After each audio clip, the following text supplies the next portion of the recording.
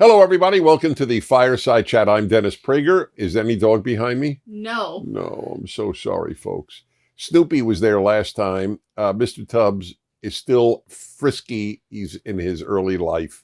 We hope that he will be able to, if not fill Otto's shoes, at least do what Otto did and stay present. Anyway, welcome. It's number 324. And this is my chance to talk to you about what is on my mind and then take your questions. So here's something on my mind. So this will really, you have no idea how many verbs just entered my brain. Annoy, provoke, in the best sense. It's not mean or anything like that. It's not political at all, but it's not the way most people think in our day. So what I do is whenever I come across something, some article somewhere, I always ask, does it make a bigger point, or is it just, as it were, a news piece? So here's the article. It was in the Jerusalem Post just a few days ago. I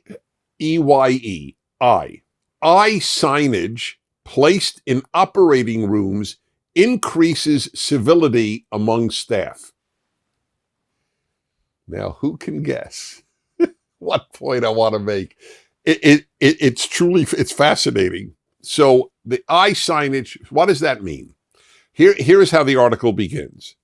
This is the subhead. Several unsuccessful interventions have been tried around the world to eliminate poor behavior among surgical teams.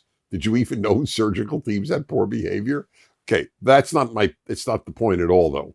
Including workshops and training sessions. However, the I signage works.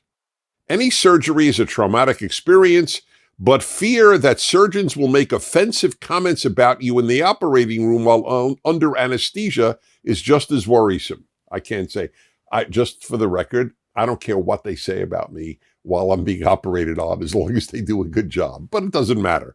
That's not my point. Anyway, Australian researchers have conducted a successful experiment to prevent rude comments in operating theaters by placing eye signage in operating rooms. The eye images, without any accompanying explanation, that were attached to the walls of an operating room in an orthopedic hospital in Adelaide, markedly reduced poor behavior among surgical teams. Lead researcher, Professor Cherry Ostroff, attributed the result to a perception of being watched, even though the eyes were not real. Okay, folks.